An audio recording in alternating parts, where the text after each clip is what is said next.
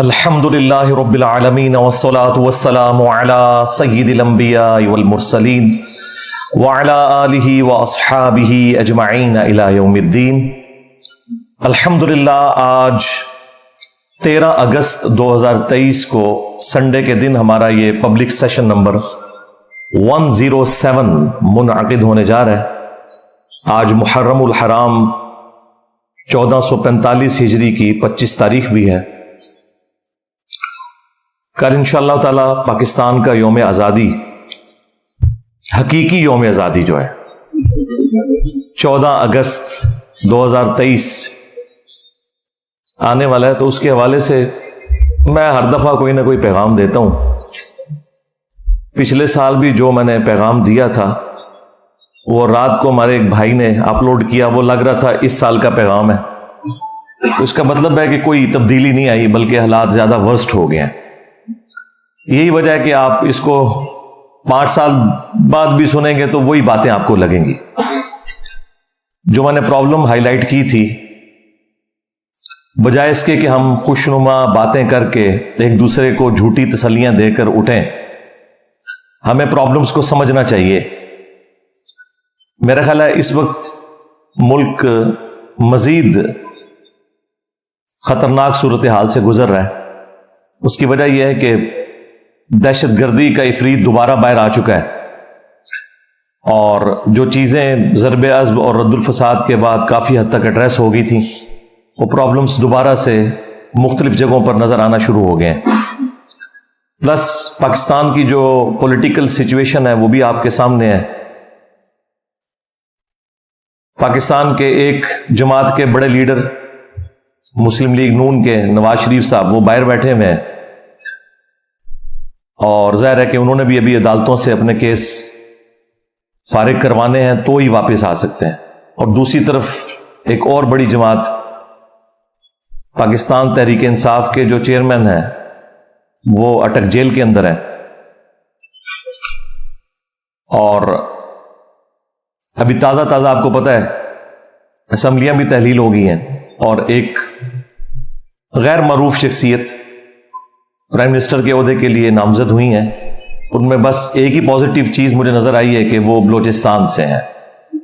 ہم بھی یہ پہلے کہتے ہیں کہ چھوٹے صوبوں کو اہمیت دینی چاہیے، صرف پنجاب کی جاگیرداری نہیں ہونی چاہیے آرمی چیف کی پوسٹ کے اوپر یا چیف جسٹس کی پوسٹ کے اوپر یا پرائم منسٹر کی پوسٹ کے اوپر۔ تو یہ ایک اچھا ڈیسیژن اس اعتبار سے تو ہے۔ باقی ظاہر ہے کہ ان کی جو پولیٹیکل تھاٹس ہیں وہ ان کے پرانے بیانات کے ذریعے میڈیا کے اوپر آ چکی ہیں، تو ان سے صرف نظر کرتے ہوئے چلے مستقبل میں جس کام کے لیے انہیں بٹھایا گیا ہے وہ اس وعدے کو پورا کریں، اور ٹائم کے اوپر انتخابات ہوں، جو کہ اب آفیشلی آئین کی ساری وہ شکوں کو استعمال کرتے ہوئے فروری 2024 تک لے گئے ہیں۔ میں تو اس پہ بھی بڑا خوش ہوں کہ اگر فروری یا مارچ 2024 کے اندر بھی الیکشن ہو جائے، کیونکہ ہمارے دلوں میں تو وسوسے آتے ہیں کہ شاید کوئی یہ معاملہ لٹکانے والا ہو رہا ہے، تو لٹکانے سے تو فائدہ نہیں ہوگا، کیونکہ جن لوگوں کا عوام میں سٹیک نہیں ہے انہیں کوئی پرواہ نہیں ہوتی ملک کے ساتھ کیا ہو رہا ہے۔ جو پولیٹیکل لیڈرز ہوتے ہیں انہیں کم از کم اتنی شرم و حیا ہوتی ہے کہ ہم نے پبلک میں آ کے لوگوں کا سامنا کرنا ہے، تو ظاہر ہے کہ لوگ پھر ان کا انالیسس کرتے ہیں جو کچھ انہوں نے گورنمنٹ کے اندر رہ کے پرفارم کیا ہوتا ہے، تو لوگوں کے لیے جج کرنا آسان ہو جاتا ہے۔ میں نے پچھلی دفعہ بھی عرض کیا تھا کہ پاکستان کا ایک ہی بڑا مسئلہ ہے، وہ یہ ہے کہ جو لوگ اپنی ڈیوٹیز کے اوپر لگے ہوئے ہیں وہ اپنا کام کرنے کی بجائے دوسرے کاموں کے اندر انٹرسٹ فیل کر رہے ہیں۔ اس کی وجہ سے نہ صرف یہ کہ وہ دوسرے کاموں کو صحیح طریقے سے کر نہیں پاتے، بلکہ اپنا جو ان کا کام ہے اس کے اندر بھی وہ کمزوری کا شکار ہے۔ اگر ایک چیف جسٹس ہاسپٹل کے وزٹس کرنا شروع کر دے گا، ڈیم فنڈ بنانا شروع کر دے گا، اور اس چیز کی پرواہ نہیں کرے گا کہ لاکھوں کیسز اس کی عدالتوں میں رکھے میں، تو وہ ان کاموں کی طرف کیا توجہ دے گا؟ چونکہ میڈیا کے اندر آنے میں ان لوگوں کو شاید خوشی محسوس ہوتی ہے۔ آپ پچھلے آلموسٹ 7-8 سال سے دیکھ لیں کہ ہمارا جو 9 بجے کا خبر نامہ ہے وہ عدالت نامہ بن چکا ہوا ہے. فلاں کو بیل مل گئی، فلاں کو ملنے والی ہے، فلاں کے اوپر فلاں کیس آ گیا، فلاں جج نے یہ ریمارکس دے دیے. آج ایک پولیٹیکل جماعت کا لیڈر کوئی بات کرتا ہے، اگلے دن عدالت سے اس کا ریبٹل آتا ہے. حالانکہ ججز کا کوئی کام نہیں ہے کہ وہ کسی بھی سٹیٹمنٹ کے اوپر ریبٹل کریں، سوائے اس کے کہ جس کام کے لیے وہ بیٹھے ہوئے ہیں. جج گونگا ہونا چاہیے، وہ صرف سنتا ہے اور سن کے جج کرتا ہے، اس کے بعد وہ فیصلہ سنا دیتا ہے. یہ نہیں ہوتا کہ وہ ایک اس کو صحافت نامہ بنا کر پیش کرتا ہے اپنی عدالت کی کارروائی کو. یہ کام نہیں ہونے چاہیے، اور وہ ہو رہے ہیں مسلسل. ان ججز کو نہ تو اخباریں پڑھنی چاہیے، نہ ہی سوشل میڈیا کے ساتھ ان کا کوئی تعلق ہونا چاہیے، تاکہ یہ اپنے ضمیر کی بجائے آئین اور قانون کے مطابق فیصلہ کریں. ضمیر ان کا ظاہر ہے وہی کچھ ہے. کسی کی فیملیز نون لیگ کے ساتھ اٹیچ ہیں، کسی کی فیملیز پی ٹی آئی کے ساتھ اٹیچ ہیں، وہ قانون کو بالکل نہیں دیکھتے ہیں، اور وہ آپ کو فیصلوں میں نظر بھی آ رہا ہے. اس لیے میں نے بارہا عرض کیا ہے کہ پاکستان میں پہاڑوں کے اندر ٹنلز کھود کے وہاں پہ بہترین فیسلٹیز دے کے ان ججوں کو بٹھایا جائے، اور وہاں پہ عدالتیں لگنی چاہیے. ان ججز تک کوئی بھی اخبارات اور اس طرح کی چیزیں نہیں پہنچنی چاہیے، تاکہ یہ صحیح فیصلہ کریں. عدالت کا نظام اگر درست ہو جائے، باقی سارے معاملات خود بخود صحیح ہو جائیں گے. ہمارے ملک کا سب سے بڑا مسئلہ یہ ہے کہ عدالتیں اپنا کام صحیح طریقے سے نہیں کر رہی، انصاف کے ساتھ بھی نہیں کر رہی، ٹائملی بھی نہیں کر رہی، اور الٹا تنخواہیں یہ سب سے زیادہ لے رہے ہیں، اور پھر لوگوں کو بیٹھ کے یہ بھاشن دے رہے ہوتے ہیں. دوسری طرف ہماری جو اسٹیبلشمنٹ ہے، انہوں نے تازہ توبہ کی تھی، لیکن پھر 9 مئی ہو گیا. اس سے قطع نظر کہ 9 مئی پلانڈ تھا یا ان پلانڈ تھا، اس کے پیچھے کون تھا، لیکن جو قرائن بتا رہے ہیں وہ یہ ہے کہ چیئرمین پی ٹی آئی اپنے آپ کو کسی بھی صورت اس سے علیحدہ نہیں کر سکتے، کیونکہ شروع میں انہوں نے اس کے ٹیسٹ کو فیل کیا اور ببانگ دوہل کہا کہ یہ ایسا ہی ہونا چاہیے تھا، جب مجھے پکڑیں گے تو آندہ بھی ایسا ہوگا. بعد میں وہ جتنی بھی کلیریفیکیشنز دیں، چونکہ شروع میں انہوں نے ایسی سٹیٹمنٹس دی ہیں جس سے ایک عام آدمی یہی رزلٹ نکالے گا کہ وہ اس کے پیچھے تھے. اب وہ بھلے کہیں کہ میں اس کے پیچھے نہیں تھا، یہ غلط ہوا، لیکن وہ جو 10,000 لوگ پکڑے ہوئے ہیں وہ کوئی خلائی مخلوق تو نہیں ہے، وہ پی ٹی آئی کے کارکن ہی ہیں. تو بڑی مشکل سے یعنی یہ ایک سفر طے ہونا شروع ہوا تھا، لیکن پھر وہ جس طرح 99 کے اوپر جا کے سانپ کاٹ جاتا ہے، وہ سانپ کاٹنے والا مسئلہ ہو گیا ہے. اب اسٹیبلشمنٹ پہلے سے بھی زیادہ مضبوط ہو کر پاکستان کی سیاست میں آ چکی ہے، اور جو بڑے ڈیموکریسی کے چیمپئنز تھے، پیپلز پارٹی، مسلم لیگ نون، جو اپنے آپ کو پریزنٹ کرتے تھے کہ ہم ڈیموکریسی کے چیمپئن ہیں، ووٹ کو عزت دو اور اس قسم کے سارے نعرے لگاتے تھے، وہ آ کے اب جسٹیفائی کر رہے ہیں وہ تمام ایکٹیویٹیز جو نہیں ہونی چاہیے ملک کے اندر. اور وہ کہہ رہے ہیں چونکہ 9 مئی ہوا ہے لہٰذا اب وہ بالکل ہاتھ دھر کے سائڈ پہ بیٹھ گئے ہیں اور انہوں نے معاملات دوسروں کے سپرد کر دیے ہیں. یہ کوئی اچھی چیز نہیں ہے ان دا لانگ ٹرم، کیونکہ وقت بدلتے دیر نہیں لگتی. یہی عمران خان صاحب کی آپ نے تمکنت، غرور، تکبر اور سریا ان کے اندر جو گھسا ہوا تھا وہ بھی دیکھا ہے، اور آج دیکھیں کہ ان کی کیا حالت ہے. جب اتارے گئے تھے میں نے اس وقت بھی 40 منٹ کی لائیو سیشن میں گفتگو کی تھی. میری ایک بات ان 1.5 سال کے اندر صحیح ثابت ہوئی ہے. تو اب بھی ان کو اب ہوش کے ناخن لینے چاہیے اس حوالے سے. اور دیکھیں کیسا مکافات عمل ہے. وہی کیس جو 2017 میں نواز شریف صاحب کے اوپر بنا مس ڈکلیریشن کا، اور اقامے کی بنیاد کے اوپر انہیں نکالا گیا. باقی جو کرپشن والا ایک معاملہ تھا وہ تو نہ ادھر کی عدالتیں ثابت کر سکیں نہ یو کے کی عدالتیں ثابت کر سکیں، الٹا ان کو کلین چٹ ملی. تو اس کے بعد میں تو کم از کم کسی کے اوپر اس اعتبار سے الزام لگانے کے لیے تیار نہیں ہوں. اب یہاں پر بھی جو توشہ خانہ کیس ہے وہ بھی مس ڈکلیریشن کا ہے. یہ جس کیس میں ابھی ان کو سزا ہوئی ہے چیئرمین پی ٹی آئی کو، جس کو وہ گھڑی چوری کیس کہہ رہے ہیں، وہ گھڑی چوری کیس نہیں ہے، بلکہ انہوں نے الیکشن کمیشن کے جو فارم کے اندر جو اثاثوں میں ان چیزوں کو شو کرنا تھا وہ نہیں کیا. سیم وہی کیس ہے جو نواز شریف صاحب کا تھا، بلکہ یہ تھوڑا ورسٹ ہی ہے. انہوں نے تو تنخواہ جو بنتی تھی اپنے بیٹے سے نہیں لی، یہاں پر تو انہوں نے وہ سب کچھ اویل کیا، کروڑوں روپے میں وہ گھڑیاں بیچی. ان گھڑیوں کے بیچنے کو ایتھیکلی تو کوئی غلط کہہ سکتا ہے، قانونی طور پہ کوئی غلط چیز نہیں تھی. اور قانوناً جو چیز غلط ہے وہ توشہ خانہ سے کسی بھی پرائم منسٹر یا آرمی چیف یا چیف جسٹس کو تحفہ دینا ہے، کیونکہ اسلام میں جو توشہ خانہ ہے، بیت المال ہے، اس کی ملکیت عوام المسلمین کی ہوگی اور وہ غریبوں کے اندر تقسیم ہوگا مال غنیمت کے طور پر. زکوٰۃ فنڈ اور یہ ساری چیزیں ایک ہی پول کے اندر آئیں گی. بہرحال اس کے اوپر میں پہلے بھی بول چکا ہوں کافی دفعہ. یہاں پر یہ ہے کہ انہوں نے ڈکلیئر نہیں کیا تھا اپنے احساسوں کے اندر، اور وہی کیس ان کے اوپر بنا اور اس کے اوپر وہ 5 سال کے لیے نااہل ہو گئے. کاش عمران خان صاحب 2017 کی نواز شریف صاحب کی اس طریقے سے ہٹائے جانے کو غلط کہتے تو آج چند لوگ ان کے ساتھ بھی کھڑے ہوتے. لیکن جو لوگ نیوٹرلز ہیں، اس سے مراد عمران خان صاحب نیوٹرلز نہیں، اس سے مراد وہ لوگ جو غیر جانبدار ہیں، ہمارے جیسے لوگ. ہم تو یہ کہیں گے کہ اس وقت بھی غلط ہوا تھا، اب بھی غلط ہوا ہے. اس طرح کے قوانین بنانا جس کے ذریعے آپ اس ایکسٹریم لیول کے اوپر جا کے ڈیسیژن کریں، تو یہ کوئی کفر و شرک والا معاملہ نہیں ہو گیا. اس طرح کے معاملات ہر ایک کے اندر پائے جاتے ہیں. اس طرح کے قوانین کو تھوڑا نرم کرنا چاہیے یا اس کی سینسٹیوٹی کا بتانا چاہیے. خان صاحب نے مکمل طور پہ کوئی چھپایا نہیں تھا. انہوں نے اپنے انکم ٹیکس کے جو گوشوارے جمع کروائے تھے ان میں وہ سب کچھ شو کیا ہوا تھا، آدھا کام انہوں نے کیا تھا. لیکن قانون تو آپ کو پتہ ہے اندھا ہوتا ہے، تو وہ قانون کی گرفت میں وہ آگے کہ جو الیکشن کمیشن کے پاس جمع کروائے تھے اس میں انہوں نے ڈکلیریشن نہیں کی تھی، جو قانوناً ظاہر ہے کہ جرمی بنے گا، کیونکہ اسی جرم کے اوپر ایک پرائم منسٹر سپریم کورٹ نے فارغ کیا تھا. تو وہ چیزیں پلٹ کے اسی طریقے سے واپس آ رہی ہیں.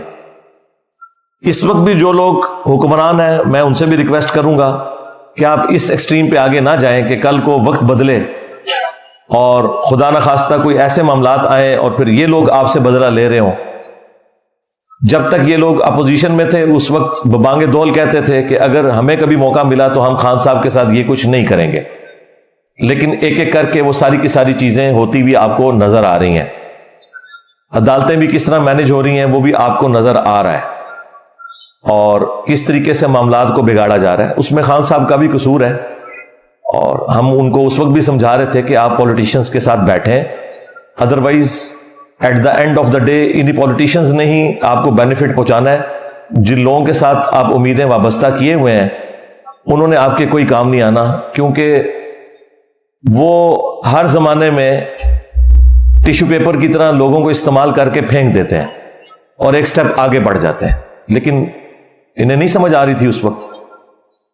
جولائی میں الیکشن مل چکے تھے، بس صرف خان صاحب کو جو لوگ پھونک چڑھانے والے تھے ان میں سے ایک تحفہ ہمارے جیلم شہر کا بھی تھا جو سب سے پہلے چھوڑ گیا، اور وہ اس طرح کی روڈ لینگویج یوز کرتا تھا جلسوں میں، اور ہم اس وقت بھی کہہ رہے تھے کہ یہ آپ کو مروائے گا، یہ ریڈ لائن کو کراس کر رہا ہے. اس طریقے سے گفتگو کوئی بھی پسند نہیں کرتا، سیدھی سی بات ہے. تو وہ دیکھیں وہ سب سے پہلے ہٹا ہے، اور جس نے ساری کی ساری یہ پھونک چڑھائی تھی کہ جی دیکھی جائے گی، یہ ہو جائے گا، وہ ہو جائے گا، لیکن وہ آپ کے سامنے ہے. کچھ بھی نہیں ہوتا میرے بھائی. جب برا وقت آتا ہے نا تو وہ کہتے ہیں سایہ بھی ساتھ چھوڑ جاتا ہے. ہاں آپ اچھی کاز کے لیے اپنے اصولوں پہ کمپرومائز نہ کرتے ہوئے اچھے طریقے سے چلیں، پھر اللہ تعالیٰ کی طرف سے کوئی تقدیر غالب آ جائے، جس طرح حسین ابن علی کے ساتھ ہوا رضی اللہ تعالیٰ عنہ علیہ السلام، تو اس پہ تو پھر صبر آ جاتا ہے. لیکن جب آپ غلط معاملات کو غلط طریقے سے لوگوں کے سامنے پریزنٹ کرتے ہوئے چلیں، پھر ظاہر ہے کہ آپ کے ساتھ کوئی اس طرح کی ہمدردی والا لیول پہ جا کے ہم ہمدردی نہیں کر سکتے، سوائے اس کے کہ ہم آپ کے مخالفین کو یہ سمجھائیں کہ جو کچھ آپ کے ساتھ ہوا تھا وہ کچھ آپ اپنے مخالفین کے ساتھ نہ کریں. توشہ خانہ کے حوالے سے میں نے پہلے بھی عرض کیا تھا کہ بخاری اور مسلم دونوں میں حدیث ہے، نبی صلی اللہ علیہ وآلہ وسلم نے عاملین زکوٰۃ کو، جو زکوٰۃ کے کلیکٹرز ہوتے ہیں، ان کو بھیجا وہ جا کے زکوٰۃ کلیکٹ کریں نبی صلی اللہ علیہ وآلہ وسلم کے بہاف کے اوپر. اور جب وہ واپس آتے تھے تو وہ کچھ مال بیت المال میں جمع کرواتے تھے اور کچھ اپنے پاس رکھتے تھے، بھیڑ بکریاں جو انہیں گفٹ ملی ہوئی ہوتی تھی، اور نبی علیہ السلام سے آگے عرض کرتے تھے کہ یا رسول اللہ یہ تو وہ ہے جو زکوٰۃ کی مد میں لوگوں نے جمع کروایا، اور یہ وہ گفٹس ہیں جو ہمیں لوگوں نے دیے ہیں۔ تو نبی صلی اللہ علیہ وآلہ وسلم نے فرمایا کہ تم لوگ اپنے گھروں میں جا کے اپنے ماں باپ کے پاس بیٹھو، میں دیکھتا ہوں کہ تمہیں یہ گفٹ کون دیتا ہے، یہ گفٹ تمہیں اس پوسٹ کی وجہ سے ملے ہیں، لہٰذا یہ بھی مسلمانوں کی امانت ہے، بیت المال میں جمع ہوگی۔ تو نبی صلی اللہ علیہ وآلہ وسلم ان گفٹس کو بھی بیت المال میں جمع کیا کرتے تھے۔ تو یہ پاکستان میں جو یہ قانون ہے توشہ خانہ کا کہ آپ پہلے تھا 20% دے کے، پھر بنا 50% دے کے اس کی مالیت، اور اس کو آپ ریٹین کر سکتے ہیں لیکن بیچ نہیں سکتے، نہ تو ریٹین کر سکتے ہیں نہ بیچ سکتے ہیں، یہ آپ کی ملکیت ہی نہیں ہے، کیونکہ پرائم منسٹر آف پاکستان ایک پوسٹ ہے، اس پوسٹ کو ملا ہے یہ گفٹ، نہ کہ یہ نواز شریف صاحب کو ملا ہے یا عمران خان صاحب کو ملا ہے، اس پوسٹ کی وجہ سے ملا ہے، ورنہ تو باقی لوگوں کو بھی مل رہے ہوں گفٹ۔ اس لیے یہ تو قانون ہی ویسے ہی چینج ہونا چاہیے، اب اس طرح کے معاملات کے بعد تو اس کے اوپر نظر ثانی کرنی چاہیے۔ دوسری بات میں سمجھتا ہوں ہمیں اب مان لینا چاہیے کہ ہم ایز اے نیشن انکمپیٹنٹ ہیں، جب تک ہم یہ چیز نہیں مانیں گے اس وقت تک ہم لرن نہیں کر سکتے۔ ویسے ہم ملی ترانوں کے ذریعے اپنے آپ کو بڑا کر کے پریزنٹ کریں، لیکن یہ حقیقت بات ہے کہ دنیا بہت آگے نکل چکی ہے اور ہم بہت پیچھے رہ گئے ہیں۔ ایون آپ گیمز میں بھی دیکھ لیں، جن گیمز کے اندر ہمیں بڑا ایک فخر تھا کہ نیچرل ٹیلنٹ اویلیبل ہے ہاکی کی گیم کے اندر، وہ بھی آپ دیکھ لیں کہ ہمارا کیا حشر ہو گیا ہے، کیونکہ دنیا نے اس کو سائنٹیفک انداز میں لے کے چلنا شروع کیا اور ہم وہی پرانے اپنے معاملات کو اس طریقے سے لے کے چل رہے تھے تو پیچھے رہ گئے۔ تو انکمپیٹنسی بھی ہے، پراپر بندہ جو پراپر جاب کے اوپر ہونا چاہیے وہ نہیں ہے۔ ایٹ لیسٹ 3 بڑے جو عہدے ہیں نا، ایک پرائم منسٹر کا عہدہ، دوسرا چیف جسٹس کا عہدہ اور تیسرا آرمی چیف کا عہدہ، ان 3 عہدوں کے اوپر امین قسم کے لوگ جو اس فیلڈ کے اندر ایکسپرٹیز بھی رکھتے ہوں اور ان کے اندر ول بھی ہو کام کرنے کی، وہ ہونے چاہیے۔ نچلے والے معاملات پھر بعد میں آہستہ آہستہ درست ہوں گے، وہ اچانک نہیں درست ہوتے۔ میں تو اس مت کو بالکل نہیں مانتا کہ اوپر کوئی صحیح بندہ آ جائے تو نیچے سب کچھ صحیح ہو جائے گا، ایسے ہو ہی نہیں سکتا۔ نیچے گراس روٹ لیول کے اوپر جتنی خرابی ہے اس کو اوپر بیٹھا ہوا بندہ حل نہیں کر سکتا، وہ صرف قانون بنا سکتا ہے، تھوڑی سزائیں سخت کر سکتا ہے، لیکن وہ نیچے تک اس کے اثرات پہنچتے ہوئے کافی ٹائم لگتا ہے۔ لیکن طریقہ یہی ہے کہ اوپر سے رولز بن کے اور معاملات آہستہ آہستہ چلنے چاہیے، لیکن وہ ہمیں نظر نہیں آتا۔ یہاں پر ہر کوئی میڈیا میں ان رہنے کی کوشش کرتا ہے، پاور کو اپنے ہاتھ میں رکھنے کی کوشش کرتا ہے۔ پہلے پاکستان میں صرف طاقت جو ہے وہ اسٹیبلشمنٹ کے پاس تھی اور مولوی ان کے اعلی کار ہوا کرتے تھے، ایک دوسرے کے بینیفیشری ہوا کرتے تھے۔ پھر جب افتخار محمد چودھری صاحب کے بعد عدالتیں ذرا ڈومیننٹ ہو کے سامنے آئیں تو اب ملک میں 2 پاورز ہیں، ایک عدلیہ اور دوسری اسٹیبلشمنٹ، اور یہ آپس میں ایک دوسرے کو فائدہ بھی پہنچاتے ہیں اور بعض اوقات اپنے مفادات کی خاطر ایک دوسرے کے خلاف بھی کھڑے ہو جاتے ہیں، اور ہم خام خواہ خوش ہو رہے ہوتے ہیں کہ یہ ڈیسیژن ہو گیا، وہ ہو گیا، حالانکہ یہ اپنے مفادات کو ہی دیکھ کے چل رہے ہوتے ہیں۔ لیکن ڈیموکریٹک ویلیوز کے اندر، ڈیموکریسی کے اندر تو اصل طاقت تو عوام کے پاس ہونی چاہیے، لیکن میں ڈیموکریسی وہ بات کر رہا ہوں جو اسلامک ڈیموکریسی ہے قرآن و سنت کے دائرے کے اندر، وہ کفر والی ڈیموکریسی کی بات نہیں کر رہا۔ یہ میں وہ بات کر رہا ہوں جو امرہم شورا بینہم قرآن میں ہے، مسلمانوں کے آپس کے معاملات مشورے سے طے ہوں گے، حلال کے دائرے کے اندر۔ حرام کے معاملے میں نہ تو کوئی ووٹنگ ہوگی نہ کسی کا ڈیسیژن ہوگا، وہ قرآن و سنت کو فائنل اتھارٹی مانا جائے گا۔ تو وہاں پر پارلیمنٹ کو ایک سپریم ہونا چاہیے، لیکن وہ پارلیمنٹ آپ کے سامنے ہے۔ یہ آپ دیکھیں آخری دنوں میں انہوں نے تھوک کے حساب سے بل پاس کیے ہیں، جو اصل کرنے کا کام تھا نا وہ انہوں نے آخری دنوں میں کیا ہے، اور جس طریقے سے کیا ہے پتہ نہیں وہ کیا قانون انہوں نے پاس کیے ہیں، کس کے کہنے کے اوپر کیے ہیں۔ یہ وہی کام ہے جو مولوی کرتے ہیں کہ 8 سال کے درس نظامی کے کورس میں 7 سال تک شیخ سعدی کا کلام پڑھاتے رہتے ہیں، فارسی کے معاملات سکھاتے رہتے ہیں، اور آخری سال جا کے دورہ حدیث کروا دیتے ہیں۔ اس لیے وہ پہلے ہی ان کا وہ سارے کا سارا ٹائم ضائع ہو چکا ہے، اب دورہ حدیث نے ان کے اوپر کیا فرق ڈالنا ہے۔ یہ ہماری پارلیمنٹ نے بھی یہی کیا ہے کہ 4.5 پونے 5 سال تک یہ لوگ اپنا ٹائم ایک دوسرے کے خلاف بیان بازیوں میں دیتے رہے ہیں، اور آخری دنوں میں آ کے انہوں نے قانون پاس کیے ہیں. اب کوئی پتہ نہیں، نہ ان قوانین کے اوپر کوئی بحث ہوئی ہے، اب اس کا رزلٹ کیا نکلنا ہے، اور بعد میں وہ قوانین کس کے لیے استعمال ہونے ہیں، ایک دوسری جماعتوں کو نیچا کرنے کے لیے، پولیٹیکل لیڈرز کو اندر ڈالنے کے لیے. تو اللہ ہی بہتری کرے. بہرحال اس وقت میں سمجھتا ہوں سب سے بڑی ذمہ داری ہمارے آرمی چیف کے اوپر ہے، اور یہ میں کوئی خوشی سے نہیں کہہ رہا، ایسا ہونا تو نہیں چاہیے. پرائم منسٹر کا کام ہے کہ وہ اس طرح کے ڈیسیژن کرے، لیکن چونکہ اب ایک گراؤنڈ ریئلٹی تو ہے، اس کو انکار تو نہیں کیا جا سکتا کہ پریکٹیکلی سب سے پاورفل پرسنالٹی آرمی چیف ہی پاکستان کے اندر ہوتا ہے، اور اب تو بہت زیادہ پاورفل ہو گئے ہیں 9 مئی کے بعد. تو ان کے اوپر اب ذمہ داری بھی ہے کہ اگر وہ پاکستان کو صحیح آگے لے کے چلنا چاہتے ہیں تو جس کی ڈیوٹی ہے وہ اس کو کرنے دیں، نہ عدالتوں میں کوئی انٹروین کریں، نہ پالیٹکس کے اندر. اور اگر انہیں یہ خدشہ ہے کہ اس سے کوئی فوج کی ساکھ کو نقصان ہو جائے گا تو ٹھیک ہے یار، مل بیٹھ کے اب کوئی معاملہ حل کر لیں. سارے بڑے بیٹھے ہیں، پولیٹیکل لیڈرز بیٹھے ہیں، سارے بڑے، چیف جسٹس کو بٹھا لیں اور آرمی چیف بیٹھ جائیں اور کوئی معاملے کو طے کریں کہ اب آگے ہم نے چلنا کیسے ہے. میرا خیال ہے کہ جتنے پولیٹیکل لیڈرز ہیں ان میں سے مجھے سب سے اچھا ویژن شاہد خاقان عباسی صاحب کا لگا. پی ٹی اے والوں کو تو آج کل ویسے وہ اچھے لگنا شروع ہو گئے ہیں. جس وقت ہم ان کی تعریف کرتے تھے اس وقت یہ ہمیں گالیاں نکالتے تھے.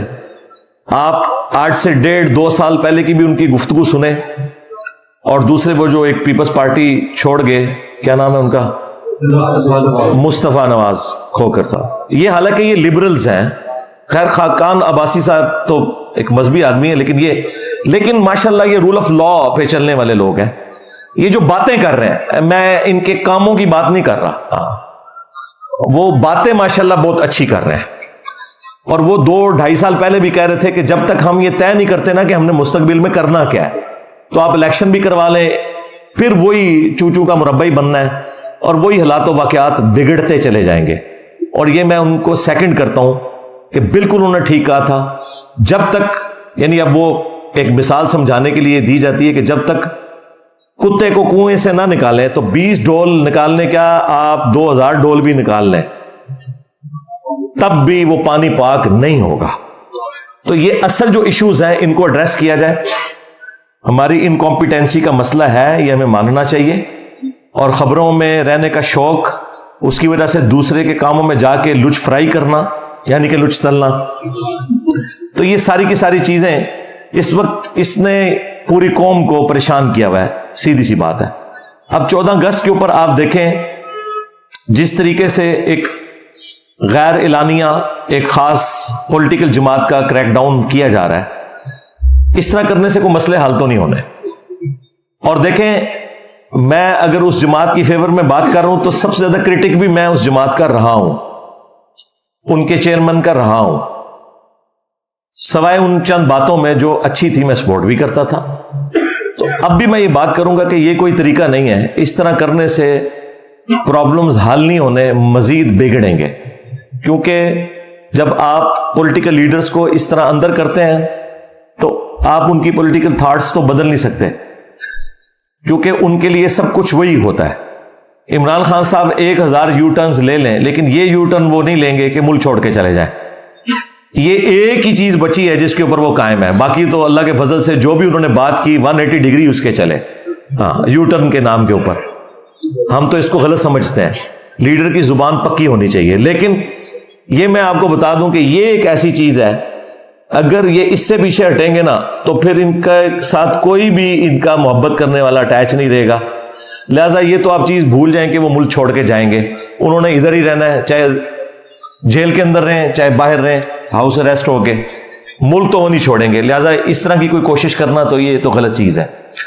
اور باقی ان کے ساتھ کے لوگ ظاہر ہے ان کو تو اور بینیفٹس بھی مل جائیں گے. خان صاحب کے پاس بس یہ ایک چیز بچی ہے تو ظاہر ہے کہ وہ اپنی اس کاز کے لیے اپنی جان دے دیں گے. آپ دیکھ لیں ہٹلر کو بھی اینڈ پہ اس نے بنکر میں اپنے آپ کو خود گولی مار لی تھی، لیکن اس نے سرنڈر نہیں کیا. یہ میں نے آپ کو مثال اس لیے دی کہ جو لوگ اپنی زبان کے ذریعے اور گفتگو کے انداز کے ذریعے اتنی زیادہ پبلک کو اپنے ساتھ لگا لیتے ہیں تو ان کے پاس پھر الٹیمیٹلی جو وہ سو کالڈ عزت سمجھتے ہیں وہ ان کے پاس موجود ہوتی ہے، وہ اسے گنوانا نہیں چاہتے. تو یہ تو خیر ایک ورسٹ مثال تھی. مسولینی کی مثال آپ دیکھ لیں، اس کو تو پھر پھانسی پہ لٹکایا گیا تھا، وہ بھی اسی طریقے سے عوام کو اپنی تقریروں کے جال میں پھنسائے ہوئے تھا. خان صاحب کا معاملہ ایگزیکٹلی ویسا تو نہیں ہے، لیکن کچھ چیزیں کامن ہیں دونوں طرف. تو میرا خیال ہے کہ ایسا کوئی معاملہ کرنا نہیں چاہیے کہ جس کی وجہ سے ملک میں حالات مزید بگڑ جائیں. اور پہلی دفعہ ہم دیکھ رہے ہیں کہ فوج کے اندر بھی ایک ایسی ڈویژن نظر آ رہی ہے جو نہیں ہونی چاہیے، کیونکہ پاکستان کی یونٹی کی علامت جو ہے وہ پاکستان کی فوج ہے. آپ لوگوں کو تو شاید اس چیز کا احساس نہ ہو. میرے جیسا بندہ جو سب سے زیادہ کرٹک ہے فوج کی انوالومنٹ پالیٹکس کے اندر، 2013 سے لے کے آج تک میری ویڈیوز آپ دیکھیں، جس زمانے میں ان کی پالیسی نہیں تھی کہ ہم اے پولیٹیکل ہیں، اس زمانے میں بھی میں کہتا تھا کہ یہ غلط ہے. اب تو وہ خود کہتے ہیں ہمیں پالیٹکس میں نہیں آنا چاہیے، اگرچہ وہ مکمل طور پہ اپنے آپ کو نکال بھی نہیں پا رہے مجبوری کی وجہ سے. اور 9 مئی تو ان کے ہاتھ میں ایک ہتھیار آ گیا. تو میں اس وقت بھی یہ کہتا تھا، لیکن ایک بات آپ لوگ سمجھ لیں کہ پاکستان میں اگر سب سے آرگنائز کوئی ادارہ ہے جو پاکستان کی یونٹی کی علامت ہے تو وہ فوج ہی ہے. اس چیز کا احساس جو لوگ باہر ہیں ان کو تو نہیں ہوگا، جو اندر ہیں ان کو اس چیز کا احساس ہے کہ پاکستان میں کراچی سے لے کر خیبر پختونخوا تک یا بلوچستان کے آپ سرحدی علاقوں میں چلے جائیں، سب جگہ پہ اگر کوئی کامن بانڈ ہے نا پاکستان کی نیشن کا تو وہ فوج ہے. کیونکہ سیکیورٹی کو فوج دیکھ رہی ہوتی ہے. پاکستان کے ایٹامک انرجی کے اداروں کی ساری سیکیورٹی فوج کے پاس ہے. پاکستان کا سارے کا سارا سینسٹیو اسلحہ فوج سیکیورٹی کو دیکھ رہی ہوتی ہے. ایون ہماری جو سائٹس کے اندر بھی سیکیورٹی ہے وہ بھی فوج کے پاس ہوتی ہے، اور بڑی مشقت والی زندگی وہ گزار رہے ہوتے ہیں. پورا دن سخت گرمیوں کے اندر آپ پہاڑوں کے اندر جہاں پہ ہیومیڈیٹی کا لیول بھی بہت زیادہ ہو، اور آپ پوسٹوں کے اوپر بیٹھ کے اے سی والے کمروں میں نہیں، عام پوسٹوں پہ بیٹھ کے پورا دن ڈیوٹی کریں، اور جب تھکے ہارے رات کو اپنے کمرے کے اندر آئیں تو اس کمرے سے کبھی کوئی سانپ نکل رہا ہو، کوئی بچھو نکل رہا ہو.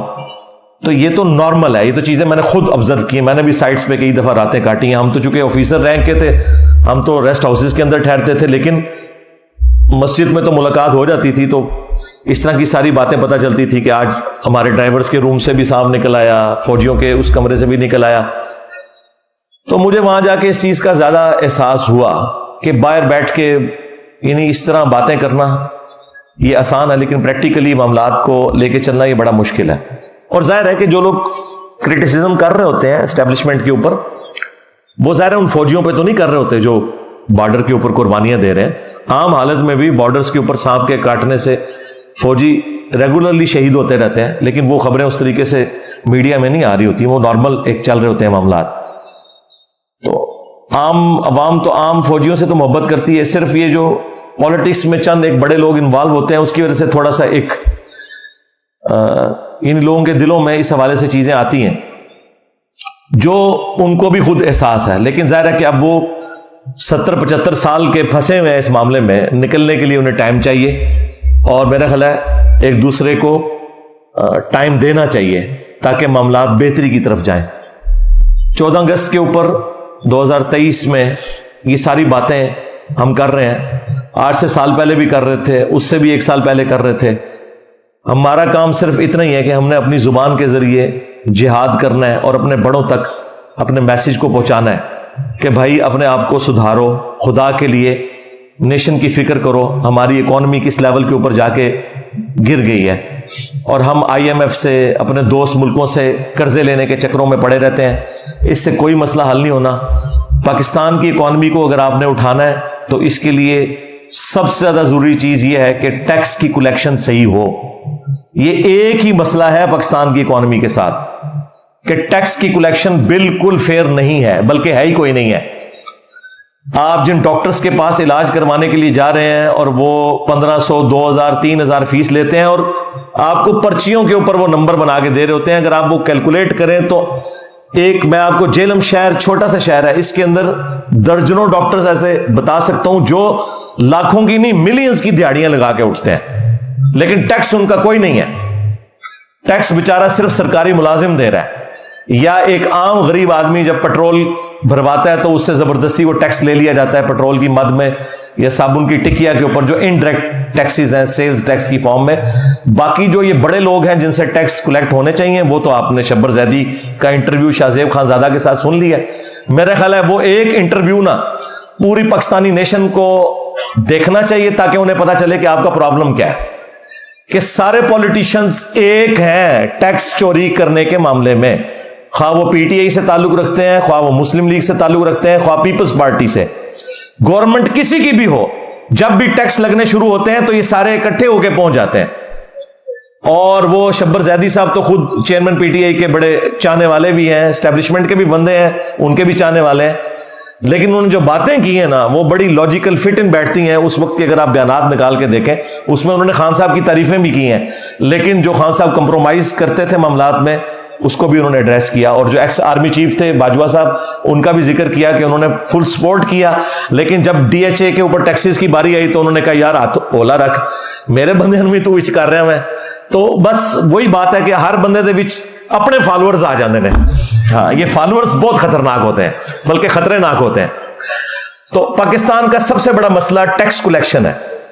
یہ ٹیکس کلیکشن نہیں ہوگی, آپ جتنے مرضی قرضے لے لیں, جو مرضی کر لیں, آپ کی اکانومی نہیں اٹھنی, کیونکہ یہاں پہ لوگ کمائی کر رہے ہیں لیکن ملک کو دے کچھ نہیں رہے. اور پھر کہتے ہیں جی ملک نے ہمیں کیا دیا ہے. مجھے 3-4 دن پہلے ہمارے ایک ٹیم ممبر میں سے بھائی تھے, تو میں نے یہ وہ جھنڈا لگایا ہوا پاکستان کا, تو مجھے کہتے ہیں میں نے بھی خریدا ہوا لیکن میں نے سائڈ پہ رکھ دیا ہے, اس ملک نے ہمیں دیا ہی کیا ہے. میں نے کہا یار یہ ملک کو پوچھنا چاہیے کہ تم نے ہمیں کیا دیا ہے. ملک نے تو وہ کچھ آپ کو دیا ہے کہ جو آپ سوچ نہیں سکتے. یعنی میں آج اس ایک بڑے منصب کے اوپر اللہ تعالیٰ نے مجھے پہنچایا ہے. صدیوں میں بہت کم لوگ ہیں جن کو اس لیول کا عروج ملتا ہے. تو ظاہر ہے سب کچھ میں نے ادھر سے ہی حاصل کیا ہے, ادھر ہی میری تعلیم ہوئی ہے, ادھر سے ہی میں نے سب کچھ سیکھا ہے, سب کچھ لرن کیا ہے. میں باہر کے کسی ملک سے تو پڑھ کے نہیں آیا, میری جتنی ایجوکیشن ہے وہ ملک کے اندر ہے. تو ہم نے دیکھنا ہے کہ ہم نے ملک کو کیا دیا ہے. کیا ہم ٹیکس دے رہے ہیں پورا؟ تو بالکل نہیں, سوائے وہ فورن کمپنیاں جو یہاں کے کاروبار کر رہی ہیں, اور وہ بھی صرف گوروں کے سسٹم کی وجہ سے اس کو فالو کرتے ہوئے وہ ٹیکس دے رہی ہیں. باقی یہاں کی لوکل کمپنیاں یا لوکل جو برانڈز ہیں وہ کیا آپ کو ٹیکس دے رہے ہیں. کے ایف سی والے آپ کو ٹھیک ہے وہ چٹ نکال کے دیں گے ہر چیز کی, وہ ایک پورا ریکارڈ بن رہا ہے, وہ ٹیکس ان کا جاتا ہے گورنمنٹ کے کھاتے میں. لیکن کیا یہی کچھ باقی کمپنیاں بھی کر رہی ہوتی ہیں؟ آپ کے یہاں تو پاکستان کے آلموسٹ سارے شہروں سے دور دراز سے بھی لوگ آئے ہوئے ہیں.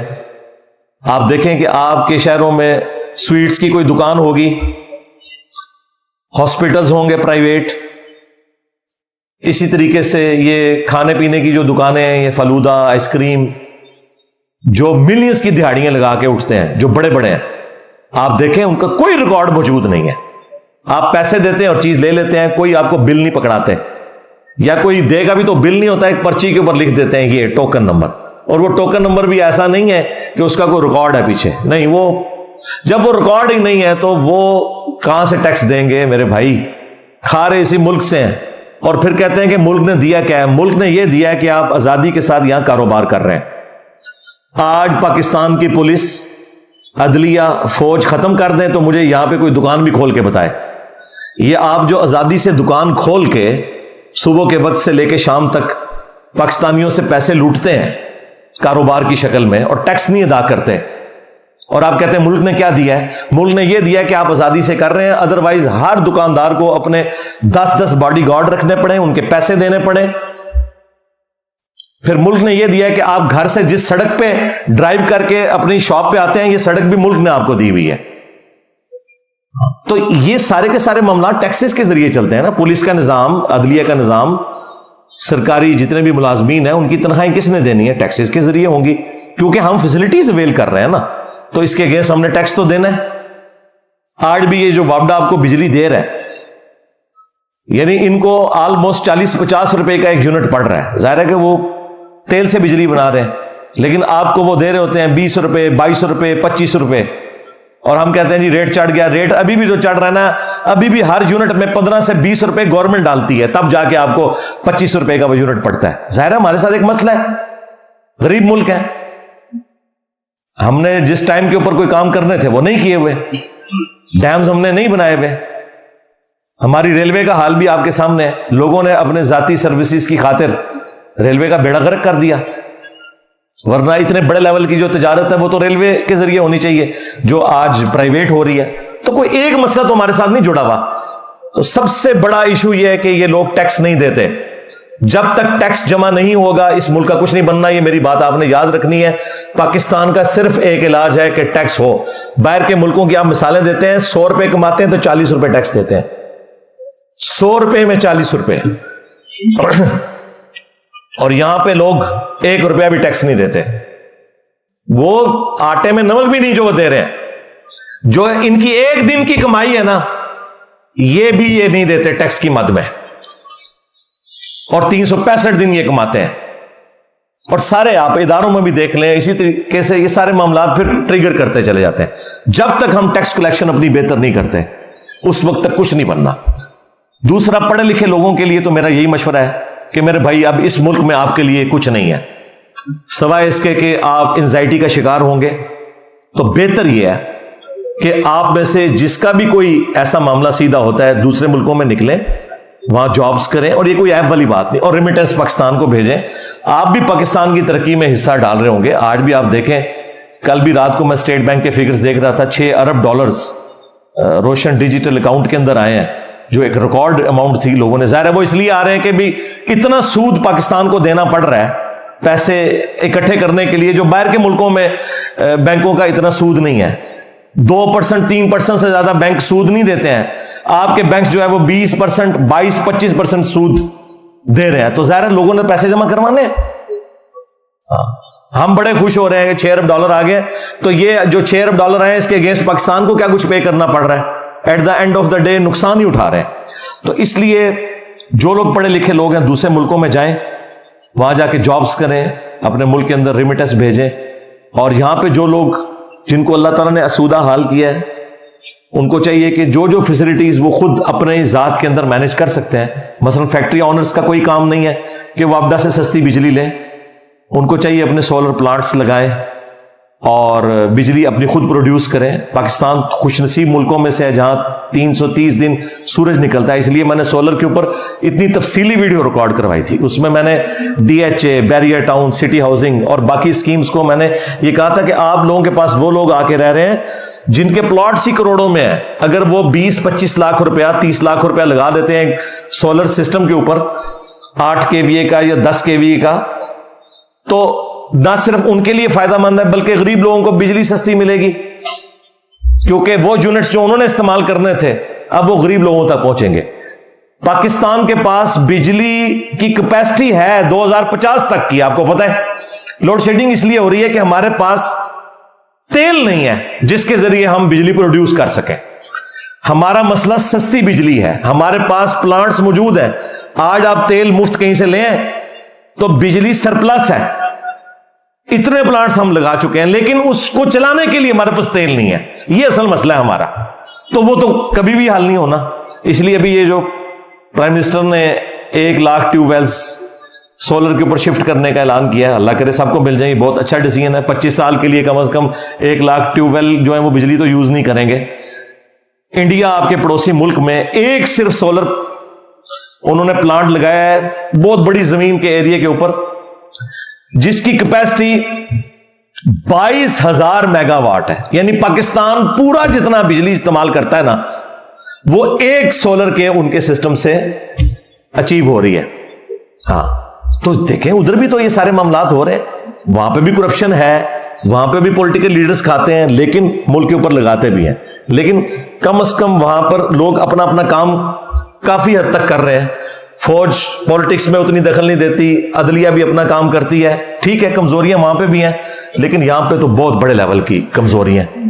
تو یہ 14 اگست کا میرا پیغام تھا اپنے بڑوں کے لیے بھی، چھوٹوں کے لیے بھی، عوام الناس کے لیے بھی کہ اپنے اوپر نظر ڈالیں، اور یہ جو میڈیا کے اندر ایک دوسرے کو ڈی فیم کرنے کے لیے سوشل میڈیا کے اوپر اس طرح کی پوسٹیں لگانا، گالی گلوچ کرنا، اداروں کے خلاف کرنا یا پولیٹیکل لیڈرز کے خلاف کرنا، یہ بالکل غلط ہے۔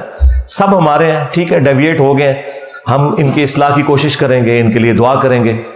اور آخر میں پوری پاکستانی نیشن کو بالخصوص اور باقی امت کو بالعموم 14 اگست 2023 کی مبارک دوں گا، اور سب سے ریکویسٹ کروں گا کہ اللہ کے حضور دعا کریں کہ اللہ تعالیٰ پاکستان کے لیے آسانیاں فرمائے۔ بلکہ میرا خیال ہے اس موقع پہ ہمیں دعا بھی کرنی چاہیے۔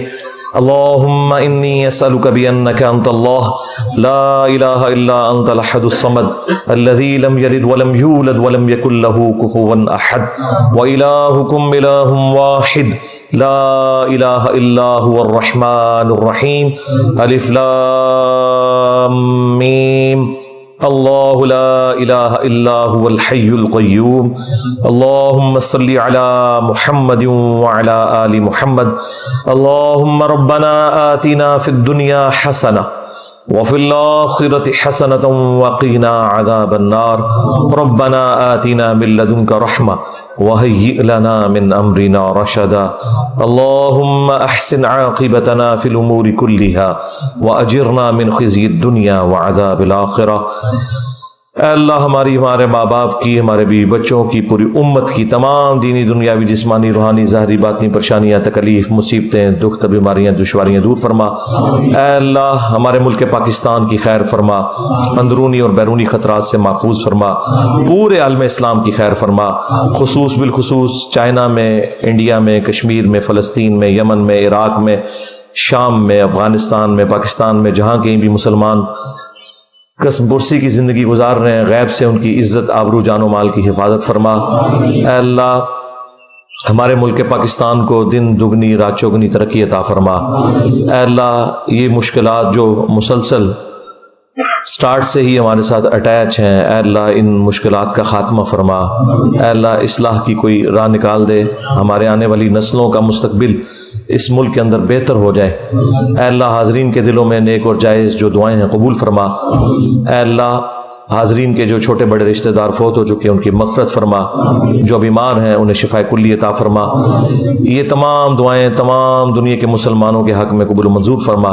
جن جن بھلائیوں کا سوال تیرے محبوب صلی اللہ علیہ وآلہ وسلم نے تجھ سے کیا، تمام مسلمانوں کے حق میں قبول و منظور فرما۔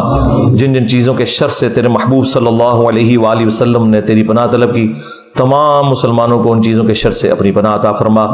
سبحان ربک رب العزت عما یصفون وسلام علی المرسلین والحمد للہ رب العالمین وصلی اللہ علی النبی الکریم وعلی آلہ واصحابہ اجمعین الی یوم الدین آمین۔